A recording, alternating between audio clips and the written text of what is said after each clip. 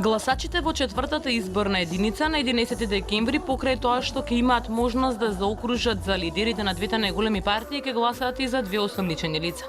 Председателот на ВМРО ДПМН Никола Груевски е осомничен во два случаи на специјалното јавно обвинителство.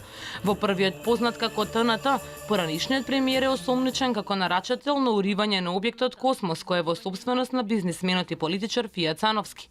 Вториот случај за кој е осомничен Груевски е за потикнување на насилство при протестите пред општина Центар во 2013 година. Овие бандити ќе бидат судени од независно судство и нешто ќе бидат судени. Ветив на триумфалната капија во Скопје. Ќе ставам бројчаник кој што ќе врти, која ќе ги вратиме сите украдени пари. Секој милион бројчаникот ќе заврти. Против Заев пак во моментот се водат два судски случаи. Во случајот Пуч, лидерот на СДСМ е обвинет за насилство спрема представници на највисоките државни органи, а во подкуп е обвинет дека како градоначалник на Струмица примил мито од 200.000 евра за приватизација на земјиште. Говорат за корупција, а не можат да се одглават од тендери и перење на општински пари. По принципот едно ваму, едно таму. Во изборната единица 1 на листата на ВМРО ДПМН е министерката за култура Елизабета Канчевска-Милевска, која во случајот тендери за извршување работи на музеот на ВМРО е првоосомничена. На листата има и луѓе за кои се водат судски процеси за учество во протестите против одлуката за аболиција што ја донесе председателот на државата Ѓорѓе Иванов.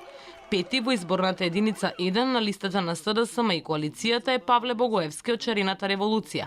Тој се товари за учество во толпа која нанела материјална штета на фасадата на Министерството за култура за време на протестите. И двајца од листата на левица се осомничени за истите протести. Носителот во петата изборна единица Здравко Савески е обвинет за демолирање на канцеларијата на председателот Иванов, а за истото се води процеси за неговиот сопартиец Мари Глендемири, кој е втор во изборната единица 1. На овие избори има и носители на листи кои одлежаа затвор. Екс-разузнавачот Слободан Богоевски беше во затвор 1 година и 7 месеци за финансиски малверзации поврзани со купување имот кај базенот Карпош, а во моментов лидерот на ДУИ Али Ахмети и Муса Џафери го тужат за клевета во случајот Маѓар Телеком.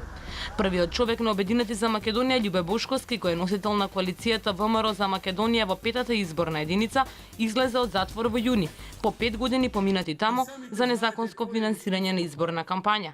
Според законот за избор на пратеници, право да се кандидира има секој кој напунил 18 години, има деловна способност и не се наоѓа на издржување казна затвор за сторено кривично дело.